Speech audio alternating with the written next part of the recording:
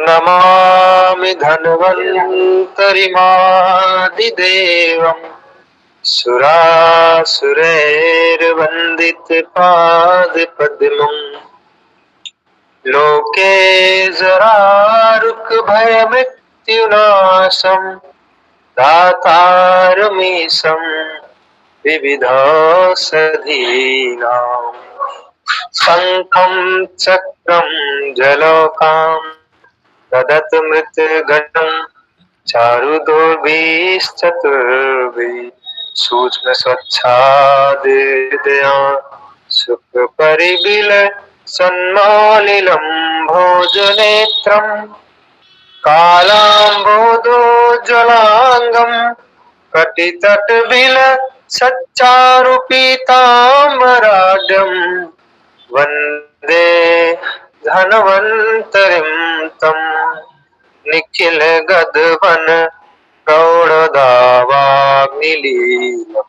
सभी साथियों को नमस्कार। भगवान धन्वंतरी की कृपा से आज की कक्षा का प्रारंभ कर रहे हैं। हम पढ़ रहे हैं जी एक ऐसी व्याधि के बारे में, एक ऐसी बीमारी के बारे में अगर हम जिसकी चिकित्सा ठीक से करना सीख जाएं तो शरीर में होने वाली 70 से 80% बड़ी बीमारियों को होने से रोका जा सकता है जी।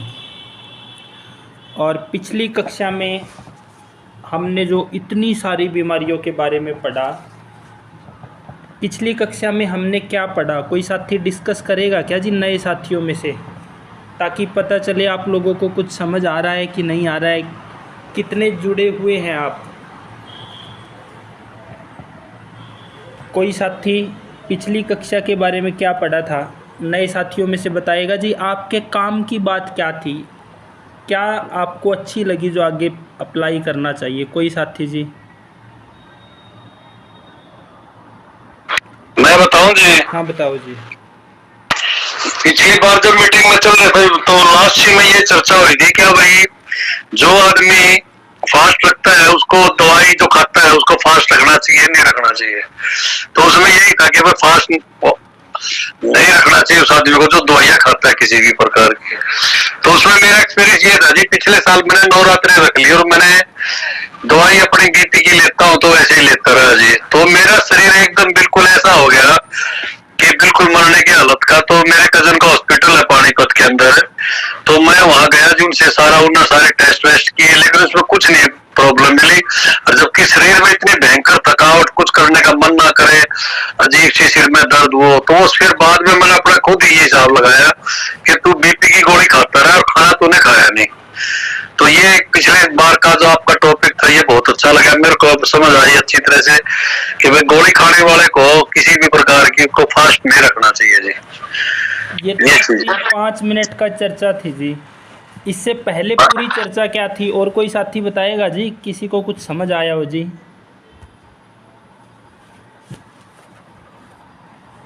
हाँ मंजीत जी बताओ आप। ये समझ में आया जी कि अगर ऋतुओं के हिसाब से अगर हम खाना अपना खाते हैं तो समस्या आएगी नहीं। अगर आ भी जाए तो हमने जो है अपने घर में सुदर्शन महासुदर्शन काढ़ा तो जरूर रखे। उसके बाद उसकी जरूरत ना पड़े तो हमने जो है पहले दिन उसको उपवास पे ही रखे, उपवास ही रखो अपना। और ये जो बुखार आएगा, ये बुखार आएगा आपका ये वाला कप वाला, इसमें आप आराम से गुनगुना पानी लेते रहो और रेस्ट करते रहो। दूसरे दिन अगर 90% ठीक हो जाओगे। अगर फिर भी ठीक नहीं होते तो आप महासुदर्शन काढ़ा ले लो और उसके बाद वो आपका तीसरे दिन तो आराम से ठीक हो जाएगा जी। इतना ही समझ में आया जी पिछली बार अपना। ये इसलिए पूछ रहे हैं जी, ऐसा ना हो कि बस क्लास शुरू करी, मैंने अपना लेक्चर दिया और आप लोगों ने सुन लिया, फिर क्लास ख़त्म होगी।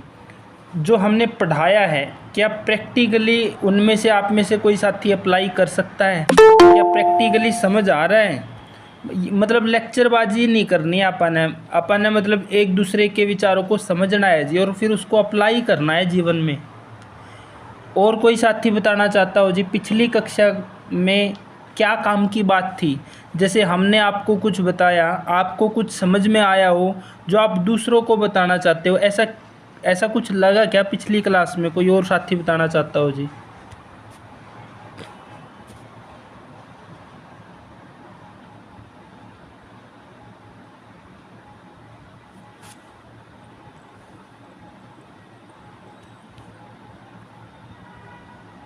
श्री कृष्ण जी, संजीव जी,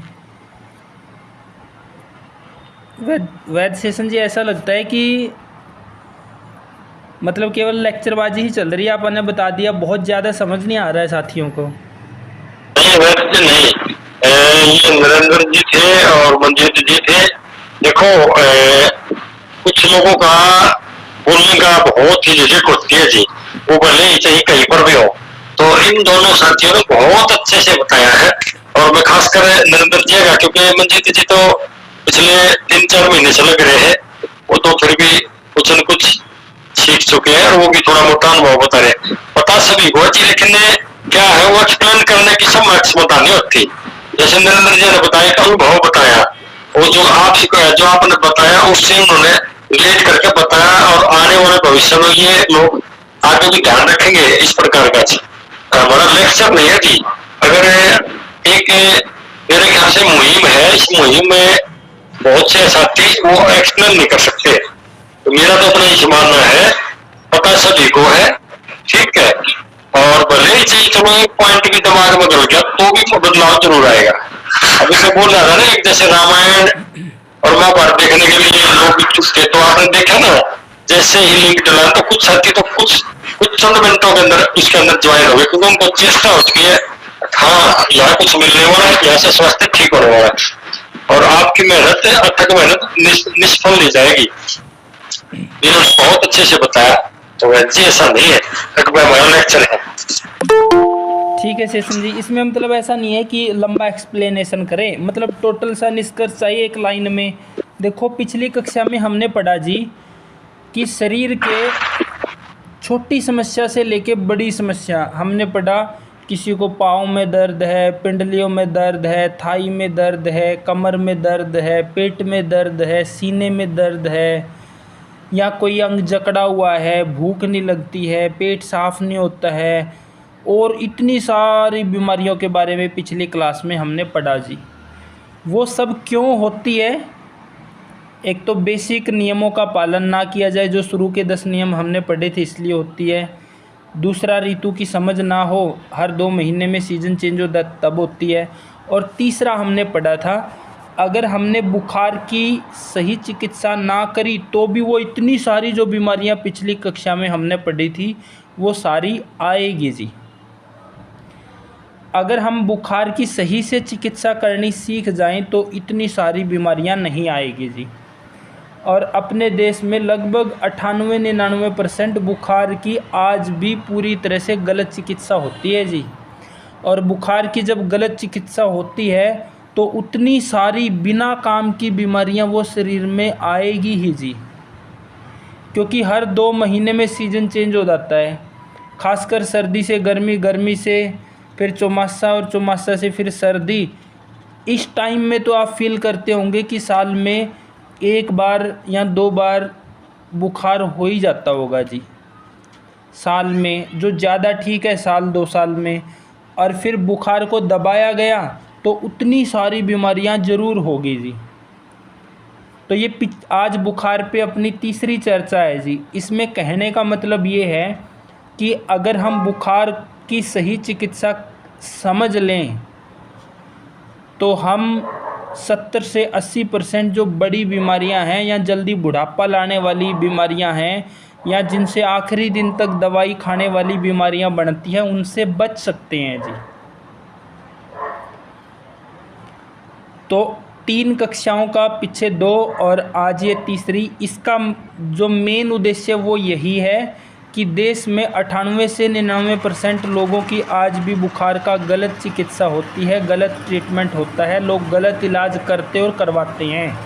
अगर वो सही करना शुरू कर दे तो जल्दी बुढ़ापा आने से जीवन के आखिरी दिन तक चलने वाली दवाओं की बड़ी बीमारियों से बचा जा सकता है जी, जो बिना ही ज़रूरत की बीमारियां शरीर में आती है। और उसमें करना कुछ भी नहीं है जी, केवल 3-4 मेन नियम है कि रोटी नहीं खानी है, दूध नहीं पीना है और अंग्रेज़ी दवाई नहीं लेनी है। अगर हम ये खाते हैं तो क्या होता है, अगर नहीं खाएंगे तो क्या होगा। अभी कुछ टाइम पहले ग्रुप में 4 श्लोक भेजे हैं जी। इसमें से पहला श्लोक ये कहता है कि भाई हमें रोटी क्यों नहीं खानी है, बुखार में खानी क्यों नहीं है, अगर खा लेंगे तो क्या होगा। कोई एक साथी पढ़ेगा जी, कोई भी नए साथियों में से पढ़ना चाहता हो जी। नरेंद्र जी पढ़ेंगे जी, अच्छी आवाज लगेगी होगी। नरेंद्र जी पढ़ दो आप।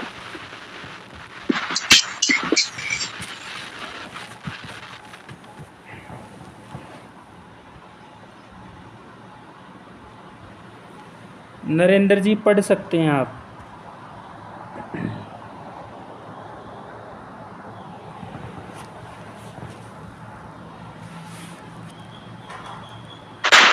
सुनो जी, क्या पढ़ दो नरेंद्र जी, चाह रहे आप पढ़िए। माफी चाहूंगा जी, नरेंद्र जी अभी इस ग्रुप में जोड़ी नहीं गई है जी, थोड़ा हम इसमें आप सुनो भाई साहब सुनो, ये सबका ग्रुप है, सबका भले के लिए है, माफी चाहने वाली कोई बात नहीं।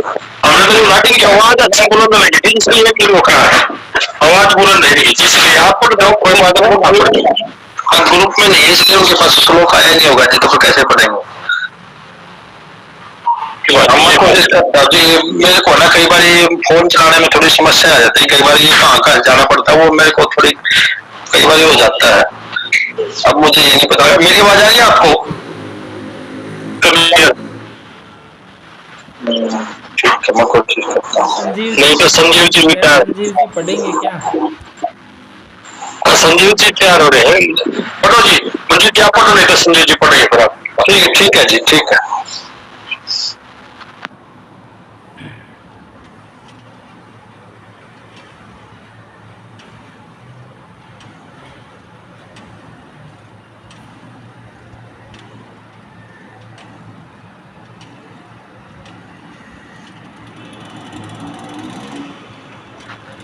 हाँ सभी को नमस्कार जी, अभी 2 मिनट में प्रणाम करो जी, 1 मिनट। जिस प्रकार जीन विकार में अत्यंत पीड़ा होने पर, इससे पहले वाला श्लोक पढ़ो जी, पहले इससे पहले वाला श्लोक जी। पीछे ऊपर वाला नहीं, अच्छा करो, 1 मिनट पीछे ऊपर भी है। लंघन की अवधि आम दोष से जठ रागी इस प्रकार ढकी रहती है, जैसे भस्म राख से अग्रिम ढकी रहती है। नीचे आग के होने पर भी राख द्वारा ढके रहने पर जैसे वह आग चावलों को नहीं पका सकती, वैसे ही आम दोष से ढकी हुई जठराग्नि खाए हुए अन्न आहार को नहीं पचा सकती। इसलिए आम दोष का भली भांति पाचन होने तक जब रोगी को उपवास लंघन करना चाहिए। कुछ समझ आया है क्या संजीव जी, क्या कहा गया है?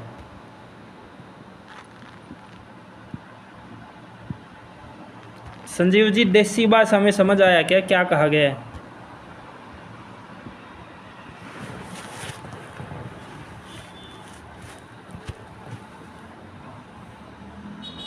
संजीव जी को समझ आया हो जी, मंजीत जी को समझ आया हो, श्री कृष्ण जी को समझ आया हो, नरेश जी को समझ आया हो।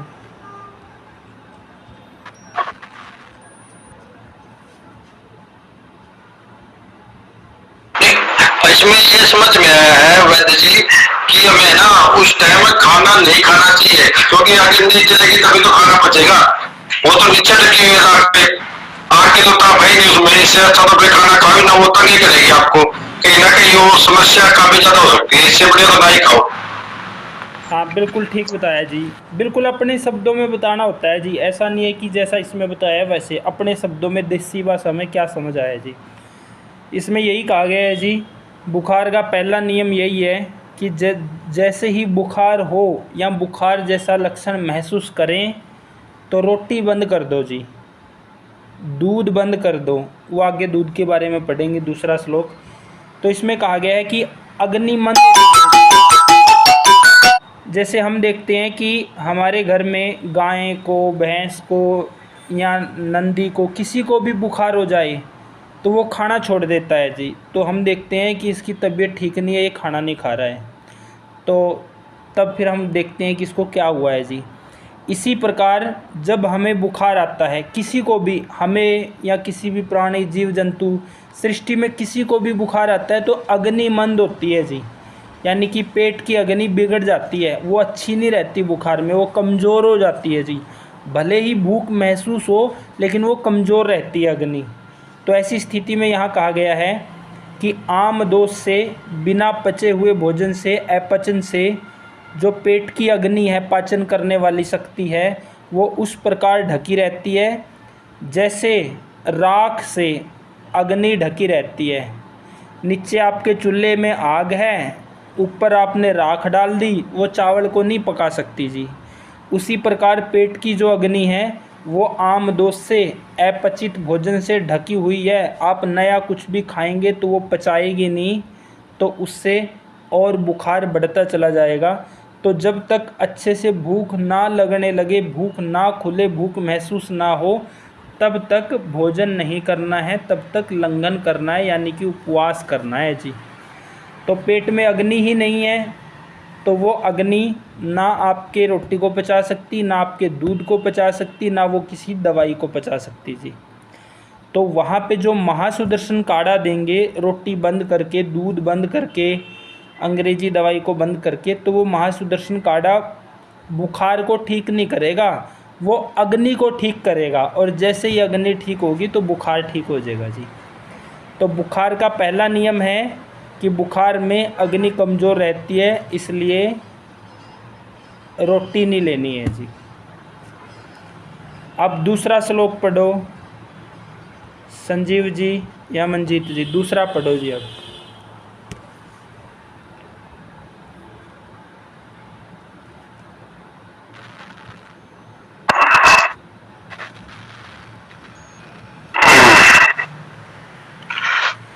जिस प्रकार अजीर्ण विकार में अत्यंत पीड़ा होने पर भी केवल शूलनाशक या शामक औषध का सेवन नहीं करना चाहिए, क्योंकि वह पहले से आम दोष से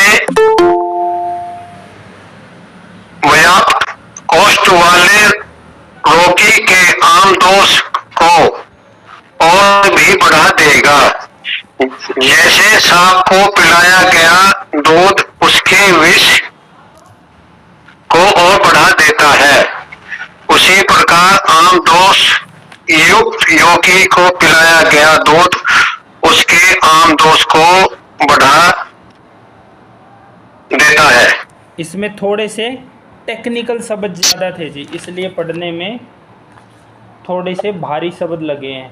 तो देसी भाषा में क्या कहना चाहेंगे संजीव जी या मंजीत जी, देसी भाषा में क्या समझ आया जी? इसमें यह है कि अगर सांप को दूध पिला देते हैं उसका जहर कम नहीं होता, यदि हम बुखार में दूध पी लेते हैं तो वो जहरी है।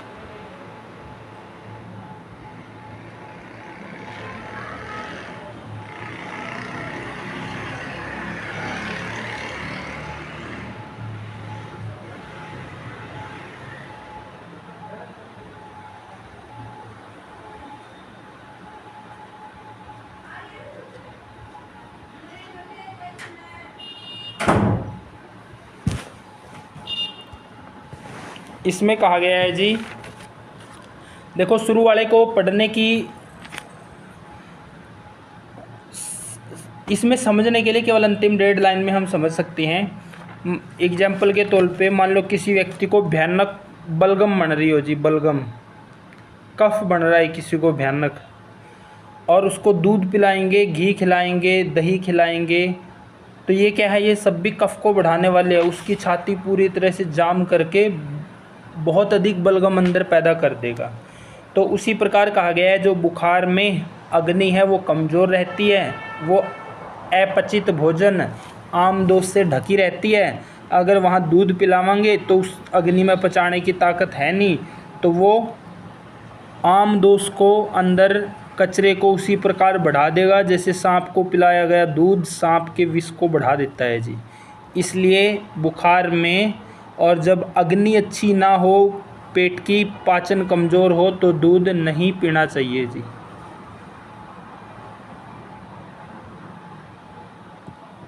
अगला श्लोक पढ़ो जी।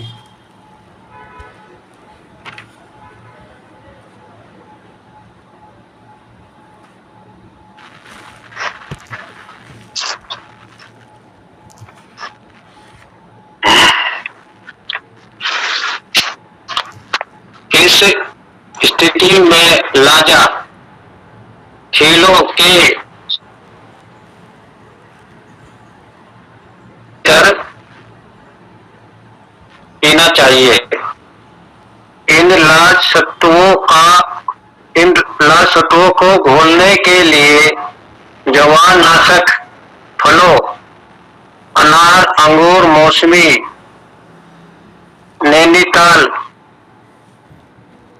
में इसे सरबती कहते हैं, आदि के रसों को ले अथवा जवान नाशक औष द्रवों के कवाथ रस को ले उस लाज तर्पण में पीते समय तथा मधु मिला ले। ये कहा इसमें कहा गया है जी, पहला श्लोक में हमने पढ़ा कि रोटी नहीं खानी है जी, दूसरे श्लोक में हमने पढ़ा दूध नहीं पीना है, तीसरे श्लोक में कहा गया है कि जो अनार है, अंगूर है, मौसमी है, ये जो फल है ये जवरनाशक होते हैं, ये बुखार को ठीक करने वाले होते हैं और अग्नि प्रदीप्त करने वाले होते हैं। तो बुखार में ये सब हम अग्नि की इच्छा के अनुसार ले सकते हैं। ये नहीं कि रोटी बंद कर दिया अब इनको दबा के खाओ, अग्नि की इच्छा के अनुसार। वैसे तो लंघन करना है, लेकिन फिर भी इच्छा हो रही है, या कमज़ोर व्यक्ति है, कमज़ोरी बढ़ती चली जा रही है, लंघन हो नहीं पा रहा है, लेकिन लंघन करना है, तो ये फल ले सकते हैं जी।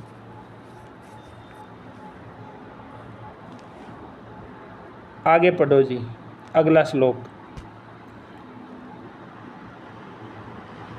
वैद्य जी, अगर हम एलोपैथिक दवाई ले रहे हैं ना, तो अगर हम ये चीज खाए कर भी काम चलावांगे तो एलोपैथिक में भी बहुत जल्दी आराम मिलेगा, क्योंकि ये मेरा अनुभव है।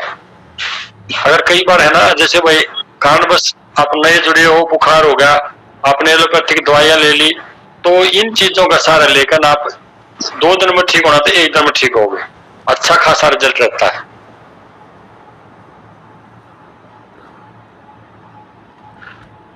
विषाक्त औषध द्रवों से जबर को बलात् दबा देना जबर रोग की वास्तविक चिकित्सा नहीं है। दोषियों में से दोषों के प्रभाव को हटाकर उन्हें सम अवस्था में स्थिर कर देना, यही वास्तविक चिकित्सा है। देसी भाषा में बताएंगे केवल इसमें क्या दबा आया है।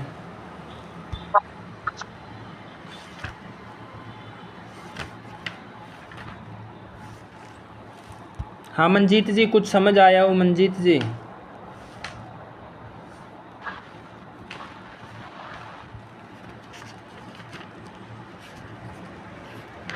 हाँ जी, इसमें यही समझ में आया कि दूसरी दवाई ना लें, इंग्लिश दवाई वो लेंगे तो फिर आपको उसमें आगे बुखार है ना ठीक ना होगी, वो दूसरी जगह चला जाता है।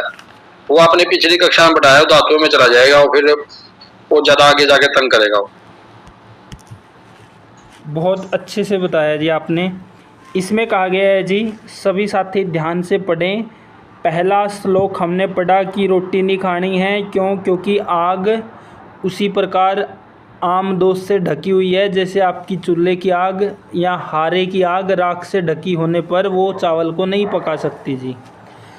दूसरे श्लोक में पढ़ा, जब अंदर पचाने की कोई ताकत ही नहीं है, दूध पीवाएंगे तो वो दूध ताकत नहीं देगा, वो और ज़्यादा बीमार बनाएगा।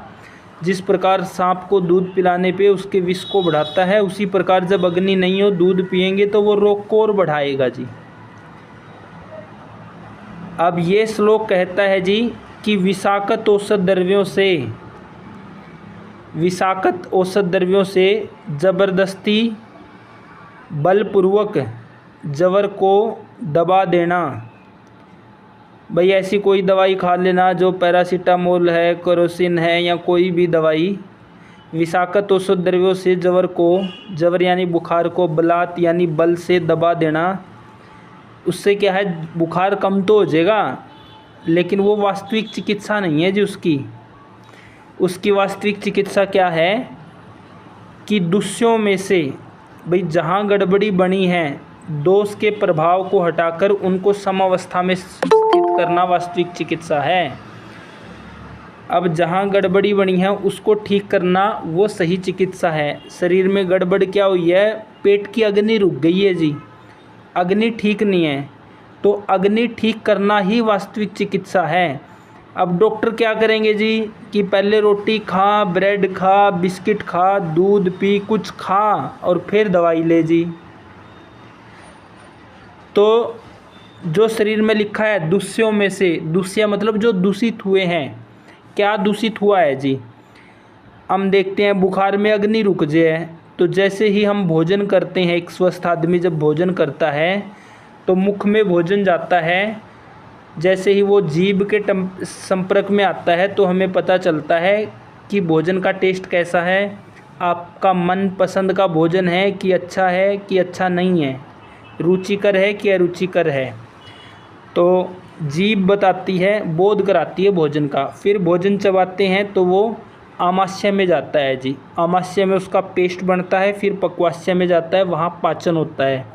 तो बुखार में आमाशय और पक्वाशय दोनों ही एक तरह से रुक जाते हैं जी, और यहाँ जो पचाने की क्रिया है वो बंद हो जाती है।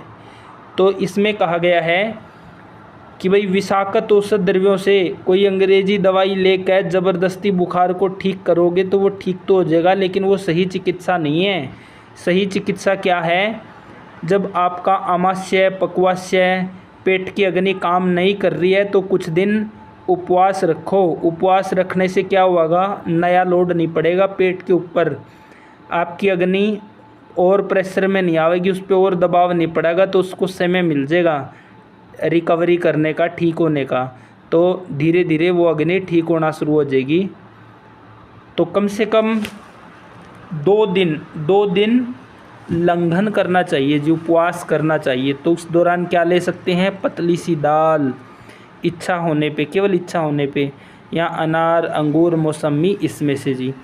ऐसा करने से क्या होगा, जो यहाँ लिखा है कि दूषियों में से दोषों के प्रभाव को हटा के आपका जो आमाशय है, पक्वाशय है, पाचक अग्नि है, पेट है, इसका बैलेंस बन जाएगा जी। दोबारा से भूख लगना शुरू हो जाएगी।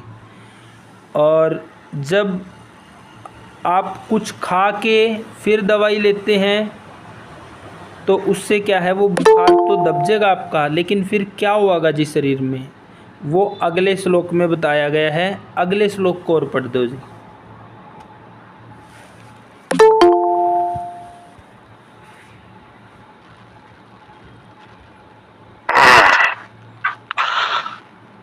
दोष के क्षय होने पर जवर सूक्ष्म होकर रस आदि धातुओं में विलीन हो जाता है, और उसके रस आदि धातुओं में विलीन होने के कारण वह रोगी कलक्ष, व्यूह, जकड़ता तथा शरीर में भारीपन आदि लक्षणों से युक्त बना रहता है।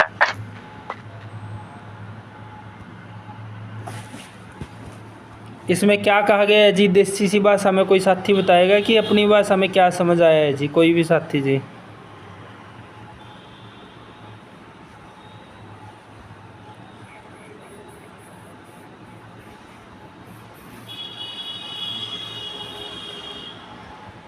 संजीव जी, मंजीत जी,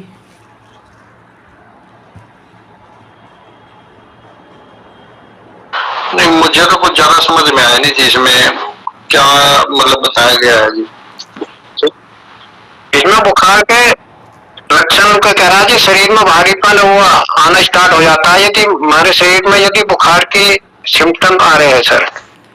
इसमें कहा गया है जी, ये दो आखिरी श्लोक है ना, ये एक दूसरे से जुड़ रहे हैं, अगर ध्यान से समझेंगे। इसमें कहा गया है, पहले श्लोक में कहा गया था कि विषाक्त औषध द्रव्यों से बुखार को दबा देना उसकी वास्तविक चिकित्सा नहीं है। वो दब तो जाएगा लेकिन वो चिकित्सा नहीं है। चिकित्सा है कि जहाँ गड़बड़ी बनी है उसको ठीक करना जी। तो इस अगले श्लोक में कहा गया है कि जो ऊपर आपने दबाने वाली दवाई ली है उससे दब तो जाएगा, तो दबने पे क्या होगा? जो दोष है, दोषों के क्षय होने पर, यानी दोष है जो असमर्थ हो जाएंगे, वो कमज़ोर हो जाएंगे। दोष के कमज़ोर होने पर जो जवर है वो थोड़ी मात्रा में होके, अल्प मात्रा में होके वो शरीर की रस, रक्त आदि धातुओं में विलीन हो जाता है जी।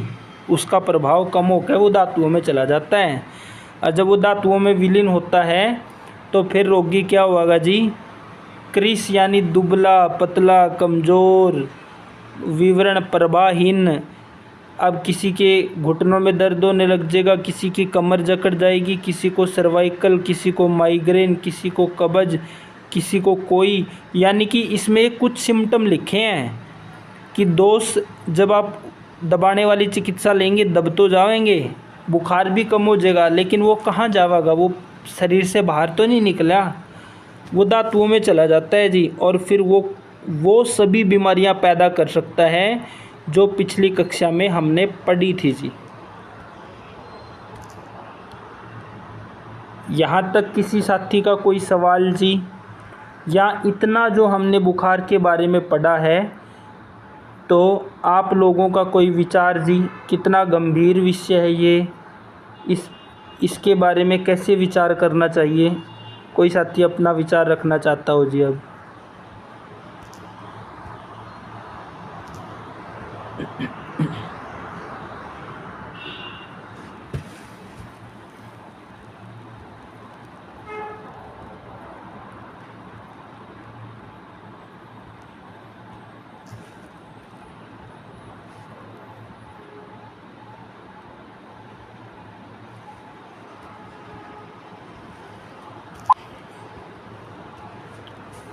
अगर इस तरह से हम बुखार को दबाएंगे तो कौन कौन सी बीमारियां शरीर में होगी? एक बार इसको अनुवृत्त जी, जो अब श्लोक आया है, आप एक बार एक्सप्लेन कर दो जी, वैद अनुवृत्त जी। या टोटल सा अभी तक का निष्कर्ष बनाते हुए वैद अनुवृत्त जी।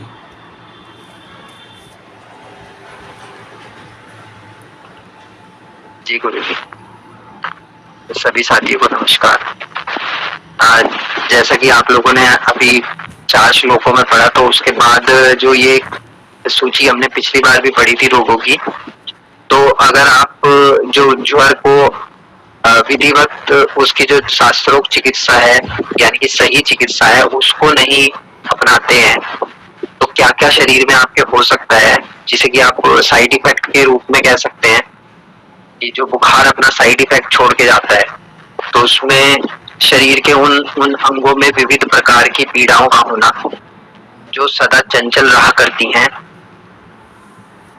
पैरों का सुन्न पड़ जाना, अकड़ जाना, पिंडलियों में ऐंठन, थकावट, कभी ऐसा लगता है कि मानो संधि बंधन आपस में खुल गए हों, पुरुओं में ढीलापन, कमर में जकड़न, पीठ में ऐसा अनुभव होता है जैसे पीठ चूर चूर हो गई हो, पेट में निचोड़ देने की सी पीड़ा का होना, विशेष करके मानो पसलियों की हड्डियां काटी जा रही है। हृदय में जकड़न अथवा गोदना, गोदने की सी चुभन का होना, कंधों में मथने की सी पीड़ा, बाहों में फटने की सी पीड़ा, असफलकों में दबाने की सी पीड़ा, जबाने में हलवों की असमर्थता, बार बार जमाई का आना, कानों में साए साए शब्द का सुनाई पड़ना, शंखों में चुभने की सी पीड़ा, सिर में पीड़ा, मुख का फीकापन अथवा मुख का कसैलापन, मलमूत्र आदि मलों का ठीक से ना निकलना, मुख, आंखों, नखों तथा मलमूत्र में रूखापन एवं लालिमा लिए कालापन का होना, मुख से लार का चूना, अरुचि, भोजन के प्रति अश्रद्धा, अनपच, पसीना का ना निकलना, नींद का ना आना, गला तथा होठों का सूखना, प्यास का लगना, सूखी उल्टी तथा सूखी खांसी का होना, मन का उदास रहना, रोमों, शरीर अवयवों तथा दांतों में झंझनाहट सी पैदा होते रहना, शरीर में भी कपकपी सी होना, छींक का ना आना, चक्करों का आना, अंट-संट बकना, धूप में बैठने की इच्छा का होना तथा अंगों में कभी झुकाव की सी प्रतीति का होना, ये वात ज्वर के लक्षण। तो ये जो यहाँ पे हमने इतने सारे जो व्याधियों की पूरी सूची पढ़ी, तो इसमें आप देख सकते हैं कि काफी कुछ जो सिम्टम्स है आप लोगों ने महसूस किए होंगे कि जब बुखार आता है या फिर बुखार आने के समय पे ये इस तरीके के लक्षण शरीर में दिखाई देते हैं। तो उस समय अगर आप ये जो हमने श्लोक पढ़े हैं आज, यानी कि जो सही चिकित्सा का एक पूरा रूप है शास्त्र का, तो उसको अगर आप अपनाते हैं, उसको फॉलो कर रहे हैं आप चीजों को, तो ये अपने आप ही लक्षण जो है धीरे धीरे कम हो जाएंगे या फिर ये आपको उतनी मात्रा में कष्ट नहीं देंगे और एक दिन में 2 दिन में ही आपका ज्वर जो है वो ठीक हो जाएगा। तो इसमें आपने देखा भी होगा कि जैसे हम लोग जो एक चिकित्सा पद्धति आज बस वही पूरी एक लागू है हर रोग के लिए, लोग उसी में गोलियां खा रहे हैं, कैप्सूल खा रहे हैं, इंजेक्शन लगवा रहे हैं। तो कई बार क्या होता है कि बुखार तो चला जाता है लेकिन व्यक्ति बहुत बहुत दिनों तक उसमें इन लक्षणों से पीड़ित रहता है। क्योंकि मैंने भी अपने आसपास देखे हैं लोग जिनको पिछले कुछ सालों में बुखार आया, तो किसी के पैरों में इतना दर्द था कि वो ठीक ही नहीं हो रहा है। 15 दिन निकल गए, 20 दिन निकल गए, वो ठीक से चल ही नहीं पा रहा है। हालांकि उम्र में इतने ज्यादा नहीं है कि उनको ऐसा लगे, जैसे अक्सर वृद्ध व्यक्ति हो कोई, तो वो वाली हालत हो गई है चलने की बुखार में। और उसके बाद जब उनसे उस अनुभव को पूछो कि भाई आपका जो ज्वर हुआ था उस समय, तो उसका आपका अनुभव कैसा है, आपको कुछ अगर उसके बारे में हम पूछें उनसे, तो वो कहते हैं कि ऐसा लगता है कि अगर ऐसा बुखार अब की साल आ गया तो शायद बस प्राण ही उड़ जाएंगे। तो इतना ज्यादा मतलब कि जो ज्वर है जिसको हम बुखार को आसानी से हम ठीक कर सकते हैं, लेकिन सही जो उसके नियम है उनके द्वारा अगर आप उस तरीके से नहीं करेंगे तो वो हो सकता है 15-20 दिन में वो लक्षण भी जो आ रहे हैं वो भी किसी न किसी रूप में समाप्त हो जाएं। लेकिन ये क्या कर रहे हैं, जैसे हमने आखिरी श्लोक में पढ़ा कि ये धातुओं में चले जाते हैं। तो जब धातुओं को ये कमजोर करेंगे तो इनसे जुड़े हुए और जो अंग हैं या फिर जो चीजें हैं शरीर के अंदर, जो पूरा एक चैन मैकेनिज्म शरीर का है जो जुड़ा हुआ है आपस में, तो वो धीरे धीरे कमजोर होते चले जाएंगे। इन लक्षणों में हो सकता है कि आपको कुछ ही समझ में आए और बहुत से शब्दों का आपको मतलब भी इसमें जो अर्थ है वो समझने में मुश्किल हो। लेकिन आप ये देख रहे होंगे कि आज और पहले की पीढ़ी में कितना अंतर है। पहले की जो पीढ़ी थी आज से 30-40 साल पहले, वो लोग हम लोगों से शरीर में ज्यादा ताकतवर थे, ज्यादा काम करते थे, उनके लगभग बुढ़ापे तक भी, अंतिम दिनों तक भी उनके दांत सही रहते थे, उनकी आंखों पे चश्मे नहीं होते थे इतने बड़े बड़े, और बाल भी उनके ठीक रहते थे, सुनने की भी उनकी क्षमता ठीक थी। और आज क्या हो रहा है कि छोटे छोटे बच्चों को मोटे मोटे चश्मे लग रहे हैं। लोगों को जो है, एक तो आजकल फोन है और इतनी सारी चीजें हैं कि वो लोग उनमें ही उलझे रहते हैं, तो वैसे ही सुनना बंद हो गया। और ये जो दर्द होना है, कमर दर्द हो रहा है, घुटनों में दर्द हो रहा है, पैरों में दर्द हो रहा है, ये तो हम वृद्धावस्था में सुना करते थे, लेकिन ये आजकल 30 साल की उम्र में भी आपको देखने को मिल जाएंगे। तो वो क्या रहा है कि एक बुखार की समझ ना होना और उसके इलाज के बारे में किसी को ना पता होना, जो सही चिकित्सा है, तो उसके कारण ये सारी चीजें साइड इफेक्ट के रूप में आ रही हैं और हम उनको नई नई बीमारियों का नाम देते चले जा रहे हैं। और फिर उनके नाम पे फिर बड़े बड़े टेस्ट और बड़ी बड़ी जो है दवाइयाँ, और उसमें फिर लोग पढ़ के फंसते चले जा रहे हैं। होना क्या है, जो सही तरीका है, आप शरीर को समझिए, आप अपने आहार को समझ ही गए हैं, आप दिनचर्या को भी समझ गए हैं, और अब यहाँ पे जो आप बुखार को भी समझ रहे हैं। तो जैसे पिछली बार के निष्कर्ष में भी मेरा आप लोगों से अनुरोध था कि आप बहुत जानकारी को बहुत ध्यान से सुने, बार बार सुने, क्योंकि हो सकता है कि आपको एक बारी में समझ में ना आए। तो आपको सही जो चीज बताई जा रही है उसको सही तरीके से ही अपनाना है। जैसे आपने पिछली कक्षाओं में सुना पढ़ा कि आप सही चीज को खा रहे हैं, क्वालिटी वाली चीज है, हो सकता है आप ऑर्गेनिक चीज लाके, जैविक रसायन मुक्त चीज लाके खा रहे हैं, लेकिन उसको गलत तरीके से खा रहे हैं, तो वो आपको कोई फायदा नहीं पहुंचा रही है। तो ऐसे ही यहाँ पर भी जो नियम बताए जा रहे हैं उनको आप सही से समझ के और तब आप उनको अपने प्रैक्टिस में लाइएगा, जब अगर आपके सामने ऐसा कभी स्थिति आए।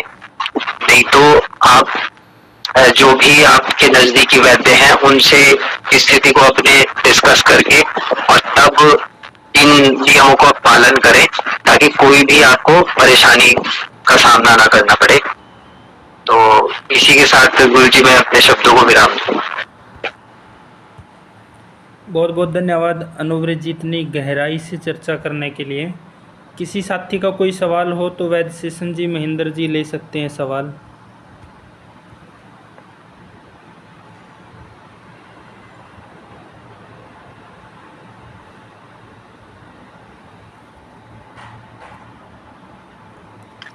हाँ जी, कोई भी साथी अगर सवाल रखना चाहता है तो रख सकता है जी, पूछ सकता है भाई,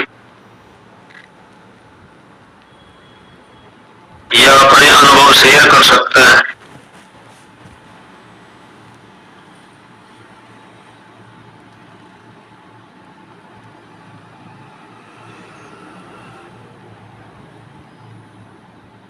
जी मंजीत जी बोलिए।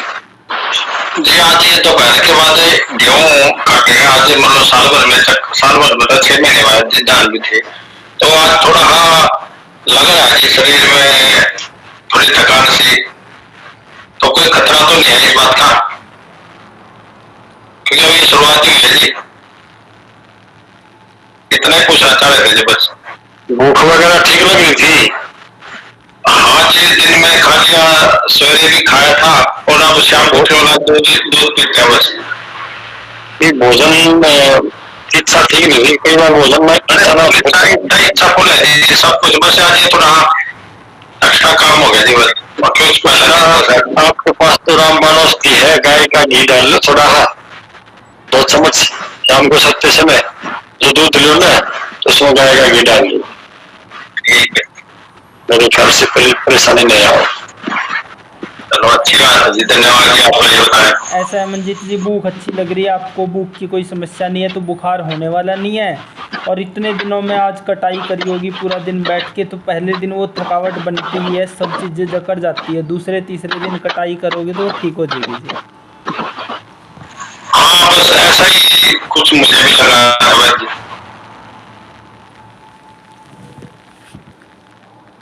हाँ, इसमें चिंता की बात नहीं है जी। और किसी साथी का कोई सवाल हो तो ले जी।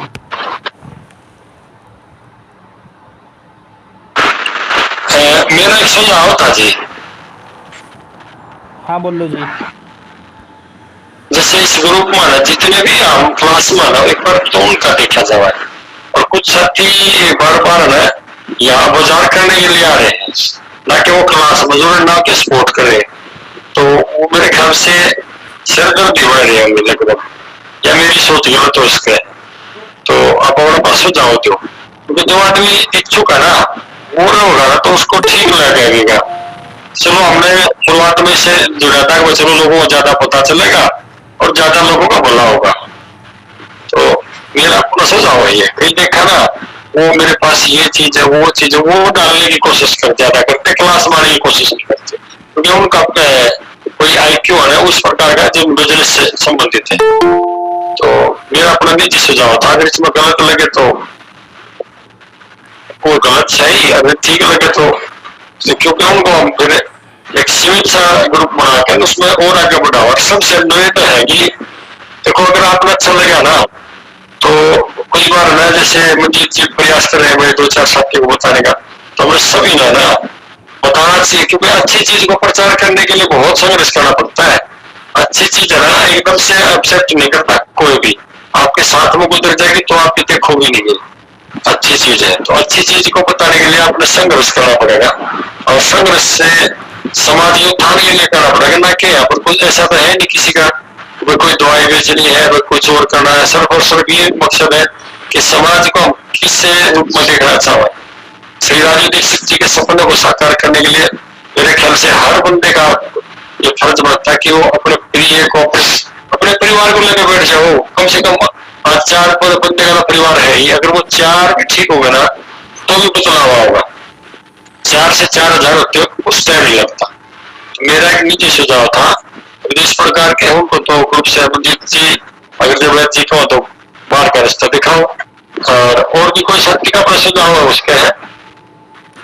आपका सुझाव बहुत अच्छा है सेशन जी, और ऐसा करते हैं आपको ग्रुप एडमिन बना देते हैं। मंजीत जी है, आपको जो लगता है कि ये साथी रेगुलर क्लास नहीं लगा रहे हैं उनको ऐसा लिख के कि भाई आप इतने महीनों से बिल्कुल भी रेगुलर क्लास नहीं लगाई है, आप किसी भी प्रकार से इस कार्य में सहयोग नहीं कर रहे हैं, तो आपको हम ग्रुप से हटा रहे हैं। अगर फिर भी आगे जुड़ना है तो आपको व्यक्तिगत मैसेज भेज देंगे। अगर कोई व्यक्तिगत भेज रहा है तो उसको दोबारा जोड़ सकते हैं, अगर वो अगली रेगुलर क्लासों में चलता है तो जोड़े रखो, नहीं हटा सकते हैं जी। मंजीत जी क्या सुझाव आपका? ठीक है जी, बात तो क्योंकि जिस उद्देश्य से जो बात बनी थी वो बनी रही थी, यहाँ पे वही है। कई सारे साथी तो YouTube का लिंक भी डालते हैं, 3-4 साथी 1-2 हमने भी देखा जी, हमारे साथी भी है, वो केवल इसीलिए डालते हैं कि हमारा सामान सुमन बिक जाए, चाहे प्राकृतिक हो चाहे वैसा हो चाहे कुछ हो।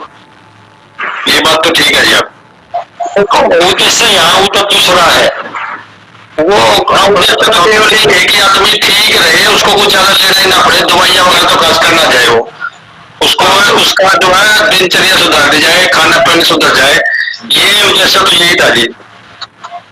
और उसमें अगर वो सपोर्ट नहीं कर रहा है या उसकी इच्छा नहीं है तो मेरे ख्याल से तो उसके लिए मंच काफी है, वो अपना ग्रुप बनाए या वो कुछ करे। तो मेरा तो अपना निजी सुझाव था ये, अगर आपको अच्छा लगे तो ठीक है। आपका सुझाव बहुत अच्छा है सेशन जी, आपको एडमिन बना देंगे। और देखो आपको आयुर्वेद के नाम पे आजकल बहुत सारी ढेरों जानकारियां मिल जाएगी जी, कहीं कमी नहीं है आज के टाइम पे, लेकिन उनमें से क्या है प्रैक्टिकली क्या है वो बताने का अपना एक प्रयास था सेशन जी। हाँ ये था जी, अगर ये साथी कुछ चुनिंदा बच्चे हम अपनी क्लास में ले लेंगे, क्यों फिर हम अपना टाइम खराब करें लोगों का। अपने साथी जितने भी हैं, अगर मान लिया 10 से साथी बचते हमारे तो हम उसमें मेरे क्लास में लेके चल पड़ेंगे, कोई बात नहीं। अगर इनकी इच्छा होगी तो हमारा उद्देश्य तो दूसरा था ना, कोई हम ज्यादा से ज्यादा लोगों को इस प्रणाली को बता सके। देखो सेशन जी क्या है कि अपन ने जो पिछले जनवरी 24 में क्लास शुरू करी थी ना, लगभग हम लोगों से 1000 रुपये ले रहे थे, तो लगभग 40 बच्चे थे अपनी क्लास में, 40 स्टूडेंट थे। और जब अपन ने फ्री पढ़ाना शुरू किया है तो आज 15 स्टूडेंट है सेशन जी, हालत ये है। चलो बात ये नहीं है वैसे, अगर देखो बात सुनो, हम जिस मुकाम के लिए कार्य कर रहे हैं, अगर उसमें विद्यार्थी बढ़ोतरी हो तो हमें करना चाहिए ना। हाँ, तो अपना उद्देश्य यही था कि अगर भाई कोई पैसे दे के 40 पढ़ रहे हैं तो कम से कम कुछ ऐसे भी होंगे जो पैसे नहीं दे सकते हैं, तो यहाँ कम से कम 50, 100, 80 लोग ऐसे आए जिनको आप निःशुल्क पढ़ा सकें जी। नॉलेज को विस्तार करना था जी, अगर हमें अच्छा लगा इसलिए तो हमने आगे बढ़ाने की कोशिश करी। अगर हमारे को अच्छा नहीं लगता या कोई बार निजी सुझाव हो, जैसे मंजीत जी बता देते हैं और भी साथी है, कई साथी सीनियर है, अगर श्री कृष्ण जी है, और निजी सुझाव हो तो उसमें अपना रख सकते हैं। तो जरूरी है, देखो समाज को ना, अगर आप टिकट लगाओगे तो और कोई दिक्कत आएगी, उसको कोई पता नहीं छूट गया। हम नहीं चाह रहे कि वो किसी का भी पैसा लगे, हमारा उद्देश्य ये नहीं था कि हम पैसा लगाकर किसी को ज्ञान दे। और वैसे आपका तो कोटि कोटि धन्यवाद है, क्योंकि आप समय दे रहे हो। तो इस प्रकार का मंजिल जी, आप जो ज्यादा दिख रहा था सफाया करो उस ग्रुप में और उनको चैलेंज करके कर दो। अगर आप, हमारा उद्देश्य सिर्फ आयुर्वेद को समझाना है, पढ़ाना है, बगैर दवाइयों का कैसे ठीक नहीं, वो प्राकृतिक है या आयुर्वेदिक है, किसी है। हाँ, अगर जरूरत पड़ती है तो कहीं जरूरत है तो नॉलेज के अनुसार है तो वो दवाइयाँ भी लेंगे। आपको ग्रुप एडमिन बना दिया है सेशन जी, इसमें ये बोलते हुए कि भाई हमने 4 महीने से, लगभग 4 महीने हो गए हैं, दिसंबर, जनवरी, फरवरी, मार्च जी, 15 दिसंबर को शुरुआत करी थी हमने, कि जी 4 महीनों में जिन साथियों ने रेगुलर क्लास नहीं लगाई है, इस अभियान को आगे बढ़ाने में सहयोग नहीं कर रहे हैं निःशुल्क ज्ञान को, तो उनको हटाया जा रहा है। और अगर आप भविष्य में इससे जुड़ा रहना चाहते हैं तो वो व्यक्तिगत मैसेज भेज दें आपको दोबारा जुड़ने के लिए। तो जो इंटरेस्टेड होगा, जागना चाहेगा, तो वो आपको मैसेज भेज देगा व्यक्तिगत। तो आपको एडमिन बना दिया है सेशन जी, आप सफाई कर दो जी।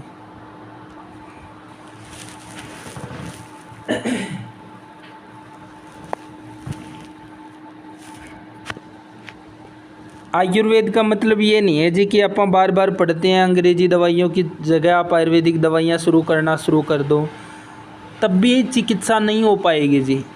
अगर आप अंग्रेजी की जगह आयुर्वेदिक, जब तक आपको जीना नहीं आएगा जी, जब तक जीना नहीं आएगा, आप वैद्य को सहयोग नहीं करेंगे। जैसे कि आप वो 10 नियम जो हमने पढ़े उनका पालन नहीं करोगे तो दुनिया का कोई वैद्य आपको ठीक नहीं कर सकता। बुखार की जब तक आपको चिकित्सा नहीं करनी आएगी, आप ठीक नहीं हो सकते जी। जब तक आपको ऋतुचर्या की समझ नहीं होगी, आप वैद्य को जब तक कोऑपरेट नहीं करोगे तो बिल्कुल भी चिकित्सा नहीं हो पाएगी जी।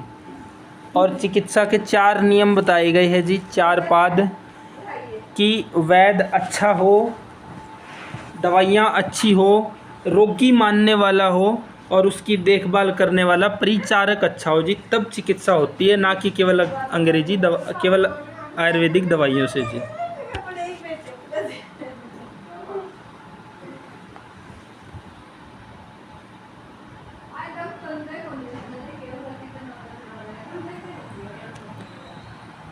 वैद्य महेंद्र जी अपना सुझाव रखेंगे क्या, फिर क्लास समाप्ति की ओर लेके जाएं।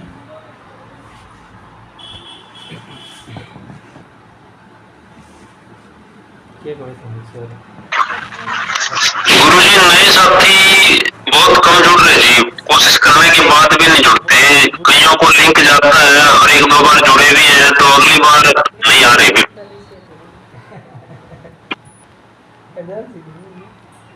और अब तो सीजन का बहाना बना जाएंगे, सीजन चल रहा है, थकावट हो जाती है। मुक्का में रहता है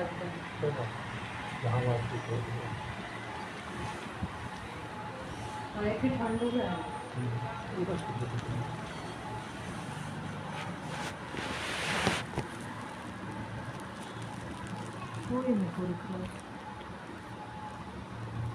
जी मंजीत जी, सही बात है जी, लगभग सबकी, हमारी लगभग एक राय सी बन रही है जी। ये तो बिल्कुल सही बात है, लोग पैसा देके ही लोग सुधरना चाहते हैं, वो फ्री में लोग कुछ करना नहीं चाहते, और जो फ्री में देते हैं फिर उसका वो मूल्य बिल्कुल नहीं है जी। ये चीजें तो हम जो प्राकृतिक किसान कर रहे हैं ना, उनको काफी ज्यादा मतलब गहरी नॉलेज है इनके बारे में।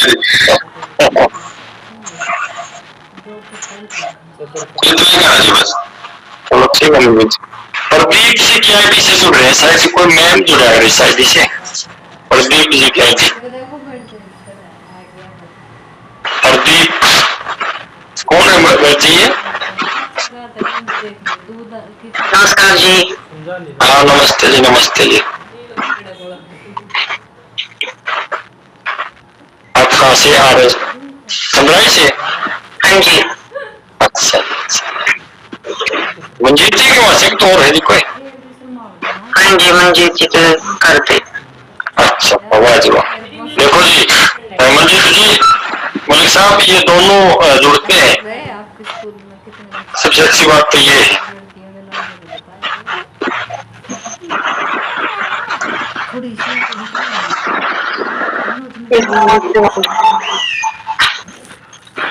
दादा आ गया तुम प्रकाश, दादा तुम प्रकाश वो तो बोलो क्या कहो थे एवरेज कर रखा आपने।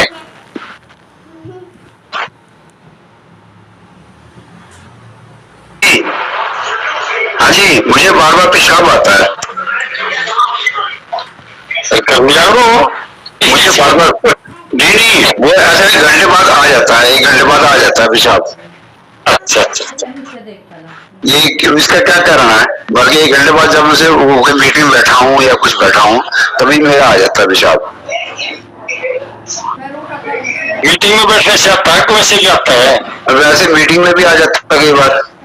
नहीं मीटिंग में आता तो दबाव हुआ आपके, और वैसे अच्छा। आप तो रोग, वैसे आप तो रोग है। वैसे भी आ जाता है कई बार, वैसे भी आता है, घंटे बाद आता है। जब कोई खा पी लूँ या कुछ करूँ तो 1 घंटे बाद आता है, तो चेक कराना चाहिए आपको। दिन में कितने बार पेशाब आता है आपको? मुझे आ जाता है कोई 5 मर के 3-4 बार आ जाता है। दिन में 3-4 बार तो कोई बड़ी बात नहीं। हाँ, तो फिर खिलाफ पड़ता है ना मेरे पे। हाँ जी, अगर घंटे वाइज पेशाब आ रहा है ना तो फिर तो 10-12 बार करते होंगे दिन में आप? 10-12 बार? अच्छा अच्छा अच्छा। बल्कि घंटे बाद आता है तो नहीं, घंटे बाद नहीं आता, कभी कभी 2 घंटे में हो जाते हैं, 3 घंटे में हो जाते हैं। बल्कि जब कहीं बैठा होता हूँ या कुछ बाय मीटिंग चल रही होती है तब आ जाता है। मतलब वैसे तो 2-3 घंटे में बाथरूम सभी को आ जाता है, लेकिन वो आपका फिर कई बार ये ऐसा होता होगा भाई बाथरूम को रोक नहीं पाते होंगे, ऐसा होता है क्या? हाँ कभी कभी ऐसा हो जाता है, कभी कभी। मास्टर जी हाँ जी, प्रेशर जो होता है ना, बर्डन का जो प्रेशर होता है ना, ठीक है, वो पड़ता ही है, क्योंकि या तो इनका कार्य क्या है उस पर फोकस करा जाए कि वो बार बार ये मीटिंग का नाम ले रहे हैं, भाई किस प्रकार की मीटिंग अटेंड कर रहे हैं।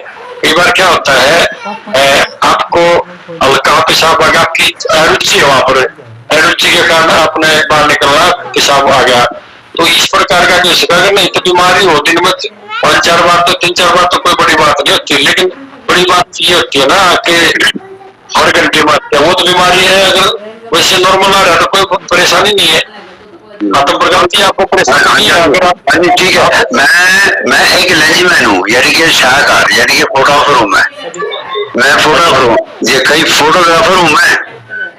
हाँ, मेरा फोटोग्राफी का काम है मेरा।